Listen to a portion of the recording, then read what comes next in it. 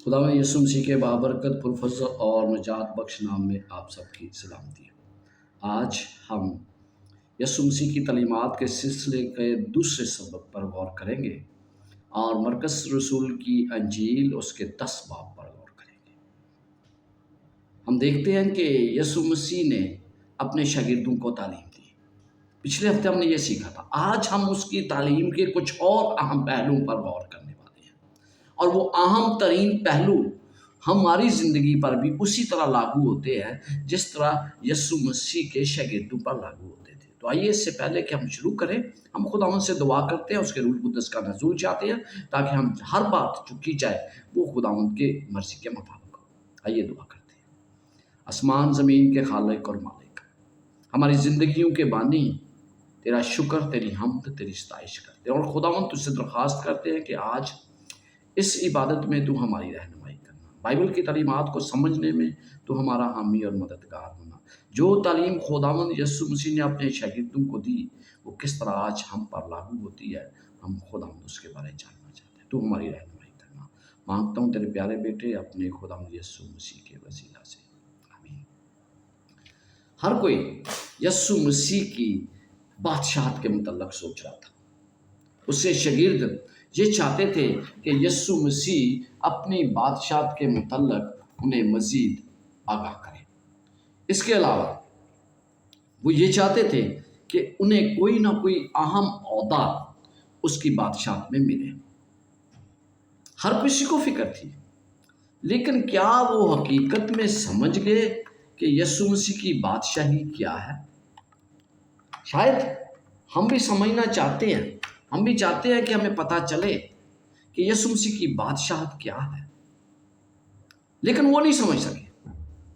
اور ہم میں سے بہت سے ایسے ہیں جو آج بھی یسوع مسیح کی بادشاہی کی حقیقت کو نہیں سمجھتے کہ اس کی بادشاہی کیسی ہوگی، کیا ہوگا، کیا ہونے والا ہے۔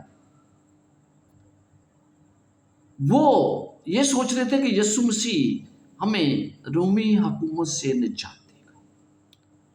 ان کے لیے یسوع مسیح کا صلیب پر جانا ناقابل عمل تھا۔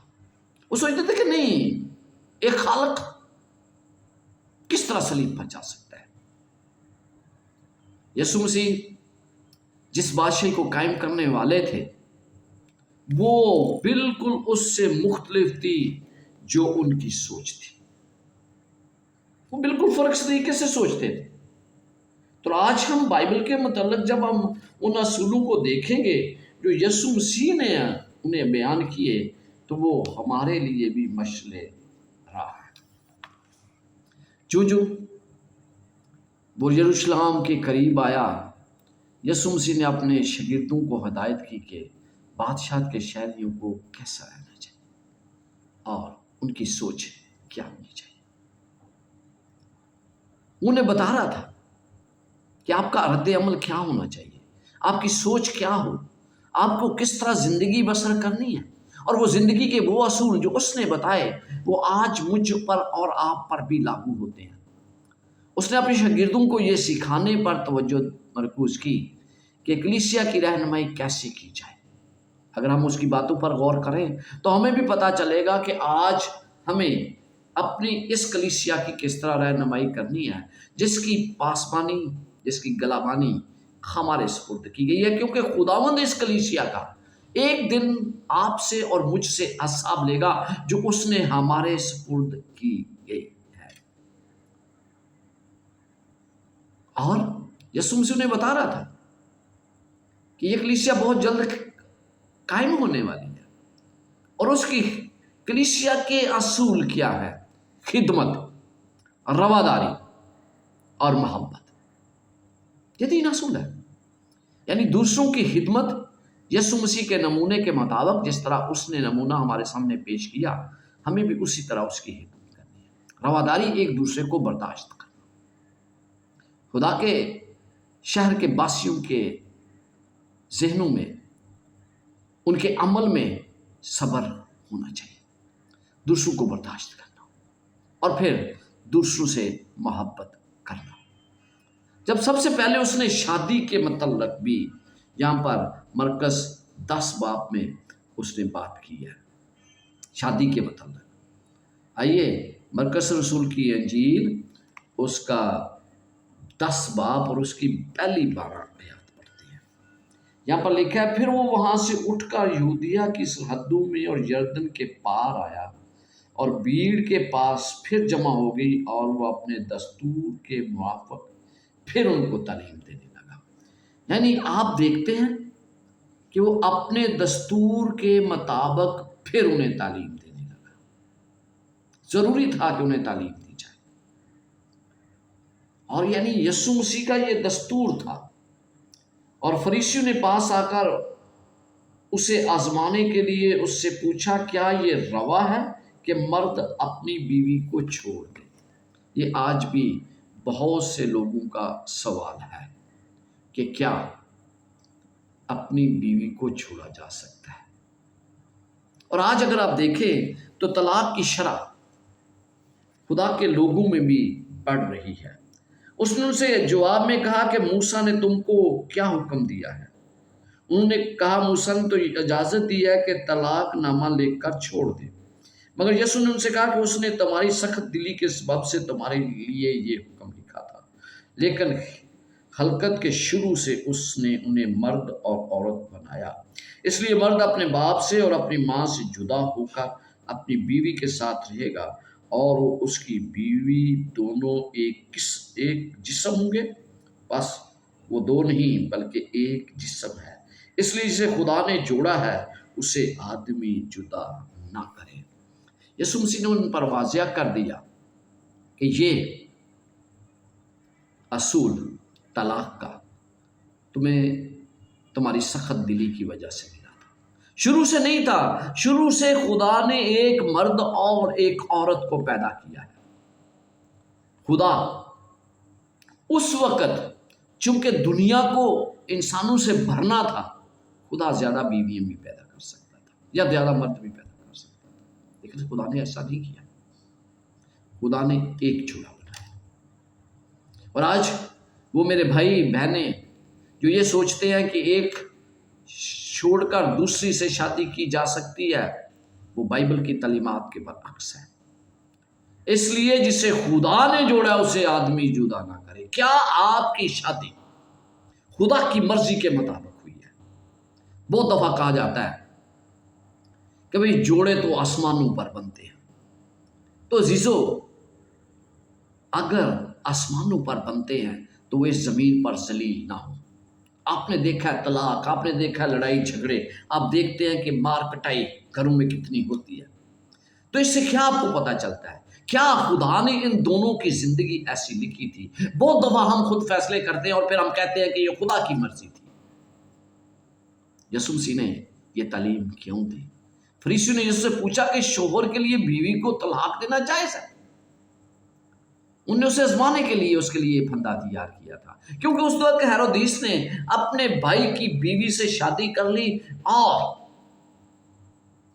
उसकी जब उसको ऐसा यूहन्ना ने कहा कि तुझे ये रवा नहीं है, तो यूहन्ना का सर कलम कर दिया गया। लिहाजा वो यीशु के खिलाफ हेरोदेस की तरफदारी करना चाहते थे। वो अबारत जिसने फरीसियों के मुतालबे की तईद की थी, शोहर को इजाजत दी गई कि वो अपनी बीवी को बेहयाई की वजह से तलाक दे सकता है। लेकिन अजीजों, ऐसा नहीं है। अगर आप होशिया की किताब पढ़ें तो आपको वाज़िया हो जाएगा कि खुदावंद होशिया से क्या कहता है, बार बार अपनी बीवी को लेकर आ जा, उससे बेवफाई करती है, छोड़ दे, झाग चली जाती है, लेकिन उसके बावजूद वो कहता है कि उसे वापस ले जा। खुदा को तलाक से नफरत है, लेकिन इसने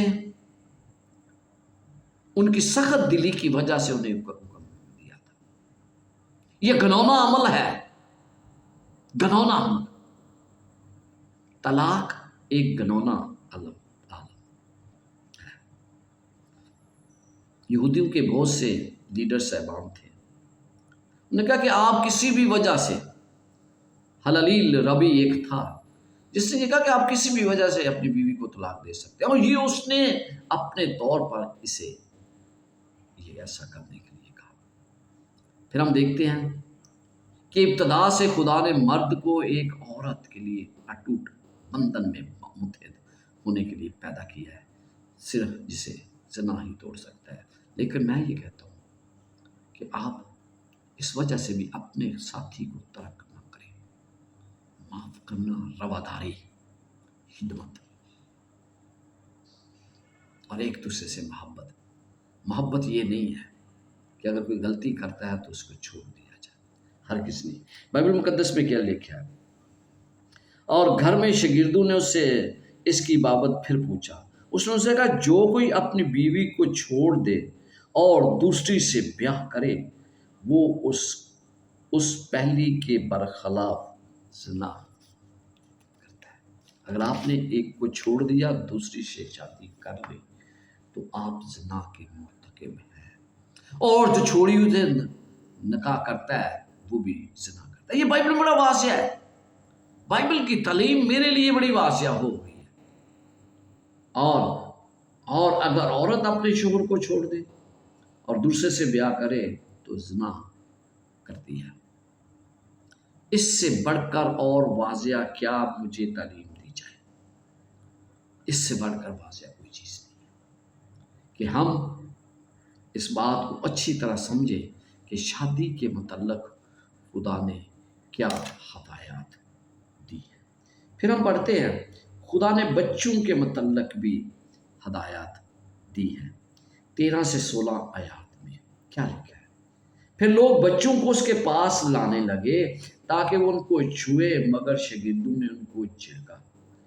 یسوع نے یہ دیکھ کر خفا ہوا اور ان سے کہا، بچوں کو میرے پاس آنے دو، ان کو منع نہ کرو، کیونکہ خدا کی بادشاہی ایسوں ہی کی ہے۔ میں تم سے سچ کہتا ہوں کہ جو کوئی خدا کی بادشاہی کو بچے کی طرح قبول نہ کرے وہ اس میں ہرگز داخل نہ ہوگا۔ پھر اس نے انہیں اپنی گود میں لیا اور ان پر ہاتھ رکھ کر ان کو برکت دی۔ یسوع مسیح کی دوسری تعلیم کیا ہے؟ بچوں کو ہدایات دینا، بچوں کے بارے میں ہدایات۔ کیوں یسوع مسیح نے کہا کہ بچوں کی ماننا خدا کی بادشاہت ہے؟ شاگردوں کا خیال تھا کہ یسوع مسیح کا وقت بہت قیمتی ہے اور وہ بچوں کی دیکھ بھال میں ضائع نہیں کر سکتے۔ بہت قیمتی وقت ہے، انہیں بہت سے کام کرنے ہیں، لیکن یسوع مسیح اپنے شاگردوں کے اس رویے سے ناراض ہوا۔ بچے یسوع مسیح کے لیے اہم ہیں، بہت اہم ہیں۔ یسوع بچوں کو اپنی طرف متوجہ کر رہا تھا اور ہمیں حکم دیتا ہے۔ جب یسوع مسیح نے اپنے شاگردوں سے کہا کہ بچوں کو ان کے پاس آنے دو، انہیں منع نہ کرو، تو گویا وہ ہم سے کہہ رہا ہے جیسے وہ کہے گا وہ میرے پاس آئیں گے اگر انہیں منع نہ کیا جائے یا کوئی رکاوٹ نہ ڈالی جائے تو پھر وہ یسوع کے پاس آ سکتے ہیں۔ بچوں کی مانند بننا کیوں ضروری ہے؟ جو کوئی خدا کی بادشاہی کو بچے کی طرح قبول نہ کرے اس میں ہرگز داخل نہ ہوگا۔ کیوں یسوع مسیح نے ایسا کہا؟ بچوں کی مانند بادشاہی کو قبول کرنے کے لیے۔ بچوں کا انحصار مکمل طور پر اپنے والدین پر ہوتا ہے، وہ ہر چیز کے لیے اس پر انحصار کرتے ہیں۔ تو مجھے خدا کی بادشاہت کو قبول اس طرح کرنا ہے کہ ہر چیز کا انحصار میں خدا پر بھروسہ کروں، ایک بچے کی طرح۔ تھوڑی دیر کے لیے جو والدین وہ سوچے کہ بچے جو ہیں وہ آپ پر کتنا بھروسہ کرتے ہیں، اسی طرح مجھے خدا پر بھروسہ کرنا ہے۔ جب بچے کو تحفہ دیا جاتا ہے تو وہ اسے کس طرح قبول کرتا ہے؟ خوشی کے ساتھ۔ آپ کو خدا نے کتنے تحفے دیے ہیں، آپ انہیں کس طرح قبول کر رہے ہیں؟ آپ انہیں کس طرح خوشی سے قبول کرتے ہیں؟ کیا ایک بچے کی طرح آپ اس کے تحفوں کو قبول کرتے ہیں؟ بچہ نہیں جانتا کہ یہ تحفہ میرے لیے کیا نتائج برآمد کرے گا۔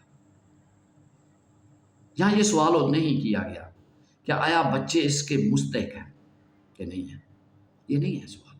سوال یہ ہے کہ کیا اس کی قیمت انہیں ادا کرنی پڑتی ہے، یا اگر انہیں اس کی قیمت ادا کرنی پڑتی وہ صرف اپنے بازو پھیلاتے ہیں، اور وہ صرف اپنے بازو پھیلاتے ہیں اور والدین انہیں اپنے بازو میں ले लेते हैं और बड़ी मुस्कुराहट के साथ लेते हैं।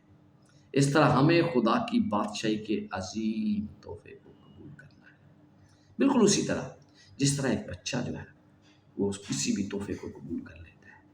तो खुदा ने जो तोहफे मुझे और आपको दिए हैं, हम उन्हें कबूल करें, हम अपना भरोसा खुदा पर करें, हम तमाम चीज़ों के लिए उस पर इंसार किया करें, क्योंकि वही अफजल है। जो वालिदैन किसी बच्चे की ज़िंदगी में अहमियत रखते हैं, वही अहमियत ईमानदारों के लिए खुदा अहमियत रखता है। तो इसलिए ज़रूरी है कि हम इस बात को अच्छी तरह समझें कि बच्चों के बारे में खुदा ने हदायत क्यों दी है। फिर खुदा की बादशाहत का एक और असूल और उसकी तालीम जो उसने दी है, तरजीहात क्या है, हमारी तरजीहात क्या है। क्योंकि तरजीहात का जब तक हम तयन नहीं करते, हमें बिल्कुल पता नहीं कि हमारी तरजीहात क्या है।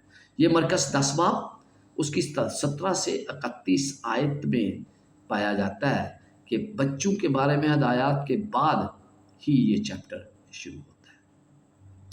बच्चों के साथ यीशु मसीह के सलूक और किस तरह खुदा की बादशाही में दाखिल होने के बारे में जो कुछ यीशु मसीह ने कहा, उससे मुतासर होकर एक अमीर शख्स, एक नौजवान अमीर भागता हुआ यीशु मसीह के पास आया।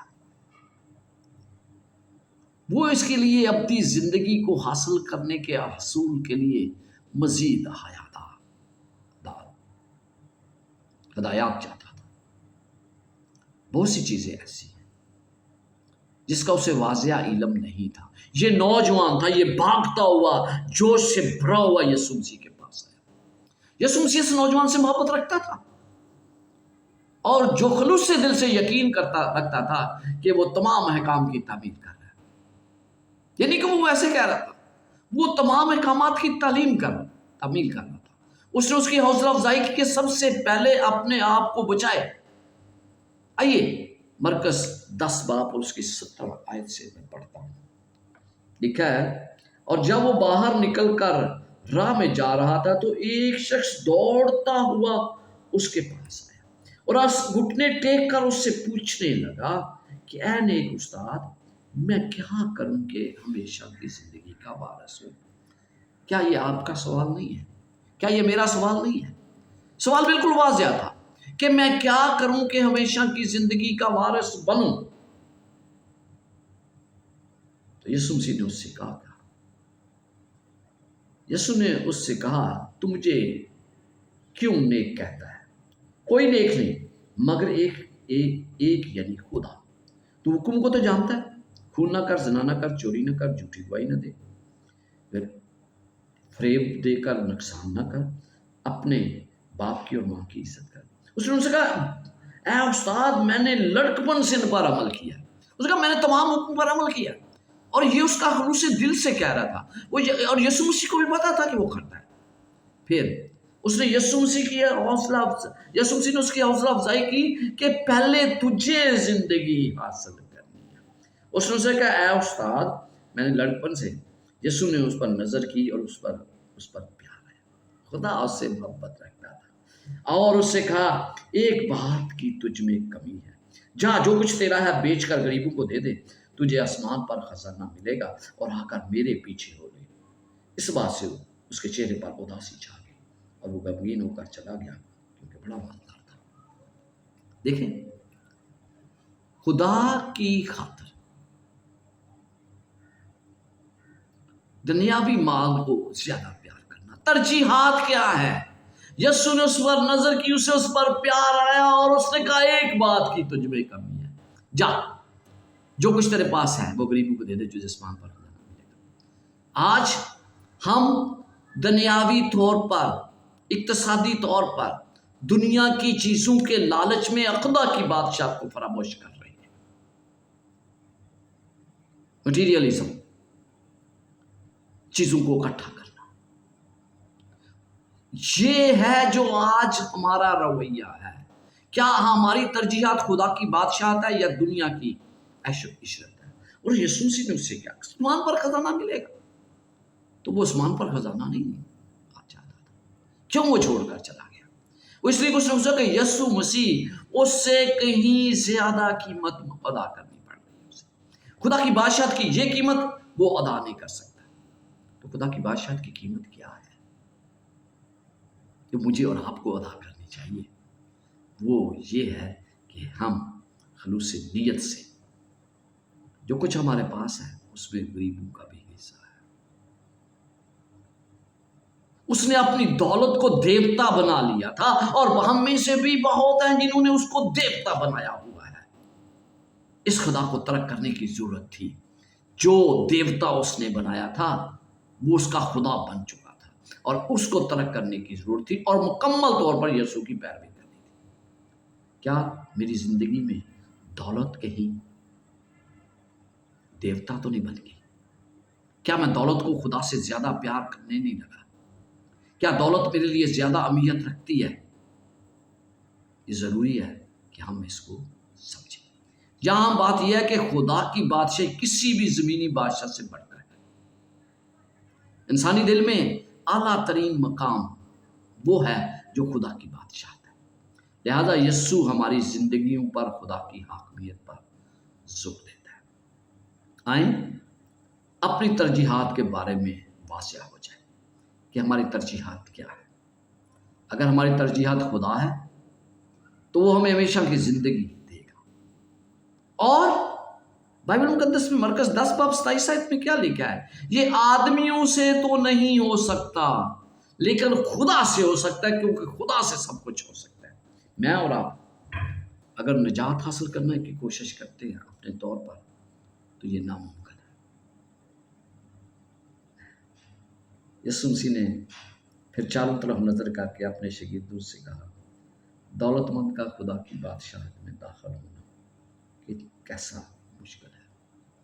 यीशु मसीह ने वाज़िया कर दिया, दौलत होना कोई बुरी बात नहीं है, बल्कि उसका इस्तेमाल जो है वो मुझे खुदा की बादशाह से दूर कर सकता है। शागिर्द उसकी बातों से हैरान हुए। यीशु ने फिर जवाब में उनसे कहा, बच्चों, जो लोग दौलत पर भरोसा रखते हैं उनके लिए खुदा की बादशाही में दाखिल होना क्या ही मुश्किल है। भरोसा नहीं करना दौलत पर, बल्कि खुदा को ज्यादा अहमियत देने की बात यहां पर की गई है। कहता है दौलत ऊंट का सुई के नाके में से गुजर जाना इससे आसान है कि दौलतमंद खुदा की बादशाह में दाखिल। इब्राहिम, दूसरे सुलेमान या दूसरे अंबिया दौलतमंद थे। याकूब, इसहाक, इब्राहिम, उनने खुदा की बादशाह को ज्यादा अहमियत दी। उनने अपने लिए घर नहीं बनाया इस दुनिया में, खैमों में रहे, क्योंकि वो उस पायदार शहर के वारिस बनना चाहते थे जिसका मेमार और बनाने वाला खुदा है। लिखा है, यीशु ने उनकी तरफ नजर करके कहा, ये आदमियों से तो नहीं हो सकता लेकिन खुदा से हो सकता है। पतरस उससे पूछता है कि फिर हमारा क्या है? खुदा की बादशाह तो बहुत मुश्किल है, हम तो शायद वो ये सोच रहे हो कि आप तो दौलत के लिए तेरे पीछे आए थे, लेकिन तू क्या कह रहा है? यीशु ने उससे कहा, मैं तुमसे सच कहता हूं, ऐसा कोई नहीं जिसने घर या भाइयों या बहनों या माँ या बाप को या खेतों को मेरी खातर, झील की खातर छोड़ दिया और अब इस जमाने में 100 गुना ना पाए, घर और भाई और बहनें और माएँ और बच्चे और खेत, मगर जुल्म के साथ और आने वाले आलम में हमेशा की जिंदगी। लेकिन बहुत से अव्वल आखिर हो जाएंगे और आखिर अव्वल। यीशु मसीह ने बादशाह की तरजीहात को बयान कर दिया। और इसके बाद हम देखते हैं कि तरजीहात के बाद यीशु मसीह ने क़यादत से मुतल्लक हदायत दी। क्यों क़यादत के मुतल्लक हदायत दी? इसलिए कि वो चाहता था कि समझ जाए कि कलीसिया की क़यादत किस तरह करनी है। मरकस 10 बाब उसकी 32 से 45 आयत में हम इसका जिक्र पढ़ते हैं। यहाँ पर जब हम देखते हैं तो याकूब और यूहन्ना اس بات کی یقین دہانی چاہتے تھے کہ وہ یسوع مسیح کے قریب ہوں، اور جب وہ اپنی بادشاہی قائم کرے تو اس میں ایک خاص انہیں عہدہ ملے۔ تو آئیے ہم 32 آیات سے پڑھتے ہیں۔ اور یروشلم میں جاتے ہوئے راستے میں تھے، اور یسوع ان کے آگے آگے جا رہا تھا۔ وہ حیران ہونے لگے، اور جو پیچھے چلتے تھے ڈرنے لگے۔ بس وہ ان 12 کو ساتھ لے کر ان کو وہ باتیں بتانے لگے۔ بس وہ ان 12 کو ساتھ لے کر بتانے لگا جو اس پر آنے والی تھی۔ یسوع مسیح انہیں بتا رہا تھا کہ میرے ساتھ کیا ہونے والا ہے۔ وہ یروشلم کی طرف بڑھ رہے تھے۔ ابن آدم سردار کہنوں کے حوالے کیا جائے گا، ابن آدم پر یہ مصیبت ہے۔ لیکن زبدی کے بیٹے کیا کہتے ہیں؟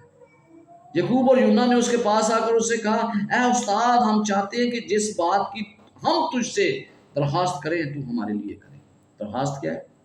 اس لیے اس نے ان سے کہا، تم کیا چاہتے ہو کہ میں تمہارے لیے کروں؟ انہوں نے اس سے کہا، ہمارے لیے یہ کر کہ تیرے جلال میں ہم میں سے ایک تیری دائیں اور ایک تیری بائیں طرف بیٹھے۔ یسوع نے ان سے کہا، تم نہیں جانتے کہ کیا مانگتے۔ جو پیالہ میں پینے کو ہوں کیا تم پی سکتے ہو؟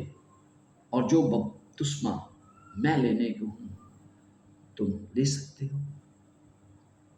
انہوں نے اس سے کہا، ہم سے ہو سکتا ہے۔ یسوع نے ان سے کہا، جو پیالہ میں پینے کو ہوں تم پیو گے، اور جو بپتسمہ میں لینے کو ہوں تم لو گے، لیکن اپنی داہنی یا بائیں طرف کسی کو بٹھانا میرا کام نہیں، مگر جن کے لیے تیار کیا گیا انہیں کے لیے ہے۔ اور جب ان 10 نے یہ سنا تو یعقوب اور یوحنا سے خفا ہونے لگے۔ مگر یسوع نے انہیں پاس بلا کر ان سے کہا، تم جانتے ہو کہ تم غیر قوموں کے سرداروں سمجھے جاتے ہو، اور وہ تم پر حکومت چلاتے ہیں، اور ان کے امیر ان پر اختیار بناتے ہیں۔ مگر تم میں ایسا نہیں ہے، بلکہ جو تم میں بڑا ہونا چاہے وہ تمہارا خادم بنے، اور جو تم میں اول ہونا چاہے وہ سب کا غلام بنے۔ کیونکہ ابن آدم بھی اس لیے نہیں آیا کہ خدمت لے، بلکہ اس لیے کہ خدمت کرے اور بطوروں کو قیادت۔ بہت سے لوگ آج قیادت کر رہے ہیں، لیکن کیا وہ دوسروں کی خدمت کرنے کے لیے تیار ہیں؟ یسوع مسیح کی کلیسیا کی قیادت خدمت پر منحصر ہے۔ مگر تم میں ایسا کون ہے؟ بلکہ جو بڑا ہونا چاہے وہ تمہارا خادم بنے۔ یہ ہے یسوع مسیح کی قیادت کے اصول۔ کیا یہ ناقابل یقین نہیں؟ کیونکہ یسوع مسیح نے ابھی انہیں کہا تھا کہ اسے دھوکہ دیا جائے گا، ملامت کی جائے گی، اس پر لعن طعن کی جائے گی، اس کا ٹٹھا اڑایا جائے گا، اسے کوڑے مارے جائیں گے، اس پر تھوکا جائے گا، اسے قتل کیا جائے گا۔ لیکن وہ تو اس طرف توجہ ہی نہیں دے رہے تھے، وہ تو اس وقت سمجھتے ہی نہیں تھے یسوع مسیح کی بادشاہت کو۔ یسوع مسیح نے جب یسوع سے درخواست کی، ہاں تم بپتسمہ دو پیالہ پیو گے، کیونکہ تم بھی اس میں مرو گے میری خاطر۔ اور جب وہ 12 اکٹھے ہوئے تو وہ اس سے دوسرے خفا کیوں ہونے لگے؟ وہ بھائی یہ تو پوزیشن مجھے چاہیے تھی، دائیں تو میں نے بیٹھنا ہے، بائیں تو میں نے بیٹھنا ہے۔ وہ بھی اسی سوچ کے مالک تھے۔ تو یسوع مسیح نے قیادت کے بہترین اصول بتائے: خدمت، دوسروں سے محبت۔ اس نے بتایا کہ یسوع مسیح کی شاگردیت کی قیمت کیا ادا کرنی پڑے گی۔ انہیں اپنے خدا کی طرف دکھ اٹھانا ہوگا، جس طرح یسوع مسیح نے دکھ اٹھایا اسی طرح انہیں بھی دکھ اٹھانے کی ضرورت تھی۔ تو کیا میں اور آپ وہ پیالہ پی سکتے ہیں جو اس نے پیا؟ 12 کو اکٹھا کرتے ہوئے یسوع نے واضح کیا کہ حقیقی چیز قیادت کس چیز پر مشتمل ہے۔ خدا کی بادشاہت میں طاقت کو ہمیشہ دوسروں کی ترقی اور برکت کے لیے استعمال کیا جاتا ہے۔ خدا کی بادشاہت آپ کو طاقت دی گئی ہے، آپ کو اختیار دیا گیا ہے، تو اس کو دوسروں کی بہتری کے لیے اور دوسروں کو ترقی دینے کے لیے، ان کو برکت دینے کے لیے استعمال کریں۔ خدمت ایک قائد کا معیار ہے۔ جو بادشاہی میں عظیم بننا چاہتا ہے उसे अपने बादशाह की नकल करनी चाहिए, जैसा उसने किया था। क्योंकि इब्ने आदम भी इसलिए नहीं आया कि हिदमत ले, बल्कि इसलिए कि हिदमत करे और अपनी जान बतेरों के बदले फिदिया में दे। तो ये है हिदमत जो खुदावंद हमसे तवक्को रखता है। ये है वो क़यादत के असूल, खुदा के मिशन के मुताबिक हदायत दी। बर्तन भाई यीशु मसीह के पास आता है। वो फकीर था, रास्ते में यीशु मसीह के रास्ते में आया हो। और लिखा है बाइबल मुकद्दस में, और वो यरीहो में आए, और जब वो और उसके शागिर्द एक बड़ी भीड़ यरीहो से निकली थी, तो तमाई का बेटा बर्तनमाई अंधा फकीर राह के किनारे बैठा हुआ था। वो राह के किनारे बैठा हुआ था। और लिखा है क्या है, गौर से सुनिएगा। और ये सुनकर कि यीशु नासरी है, चला चला कर कहने लगा, ऐ इब्ने दाऊद, ऐ यीशु मुझ पर रहम कर। और बहुतों ने उसे डांटा कि चुप रहे, मगर वो और भी ज्यादा चिल्लाया कि इब्ने दाऊद मुझ पर रहम कर। उसने अपनी आवाज को इतना बुलंद किया कि उसको रोकने वालों की आवाज से ज्यादा, क्योंकि वो जानता था कि यीशु मसीह आज यहां से गुजर रहा है, और अगर मैं इसको मिस कर दूं तो मुझे निजात नहीं मिलेगी, मुझे शफा नहीं मिलेगी। वो शफा चाहता था, इसलिए वो जोर जोर से चलाया, मुझे शफा की जरूरत है। क्या मैं आज यीशु मसीह के सामने चलाने के लिए क्या मैं उसको आवाज देता हूं? अगर मैं उसको बुलाऊंगा, आवाज दूंगा, तो वो लाजमी बर्तनमाई की तरह मुझे भी शफा देगा। जब उन्होंने उसे बताया, खुशी मना, अपने पांव पर खड़ा हो, वो तुझे बुलाता है, तो उसने क्या किया? उसने जल्दी से उठा, जो कुछ उसके पास था चादर वो उसने छोड़ दी, और शायद उसका यही सरमाया था, वो रात को ऊपर लेता होगा, उसने उसे छोड़ दी, वही छोड़ दी, इस यकीन दहानी के साथ कि यीशु मसीह उसको शफा देगा और उसे इसकी जरूरत ही नहीं होगी।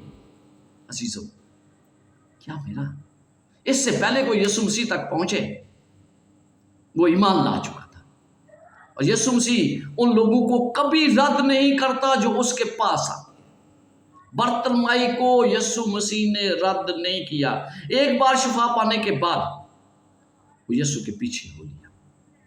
जब आपको शफा मिलती है तो क्या आप उसकी पैरवी करने के लिए तैयार हैं?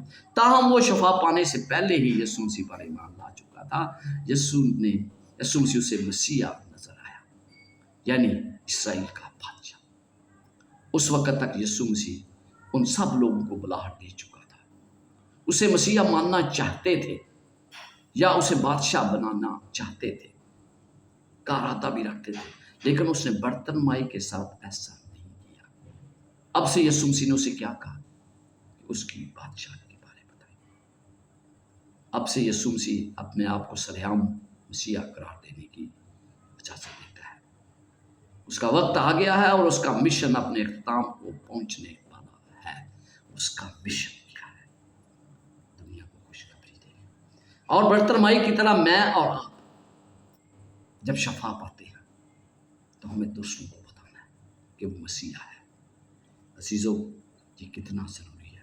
यीशु मसीह आज मुझे और आपको बुलाता है कि हम उसकी खिदमत में शामिल हों। और जब उसने हमें तालीम दी है, यानी उसने जो हमें तालीम दी है, उस पर मुझे और आपको चलना है। जो शादी के बारे में उसने अपने शहीदों से बातें की, जो बच्चों के बारे में यीशु मसीह ने उन्हें हदायत दी, तरजीहात क्या हैं आपकी ज़िंदगी की, क़यादत किस तरह करनी है, क़यादत के असूल क्या है, और उसके मिशन की हदायत क्या है। इन तमाम बातों की तालीम यीशु मसीह ने अपने शागिर्दों को दी, लेकिन यही आप पर भी लागू होती है, मुझ पर भी लागू होती है। आए हम इस तालीम को हमेशा मद्देनजर रखें और अपनी ज़िंदगी को तब्दील करें, ताकि खुदावंद यीशु मसीह की बादशाहत के लिए खुद तैयार हो और दूसरों को तैयार करें। खुदावंद आपके साथ हो रहा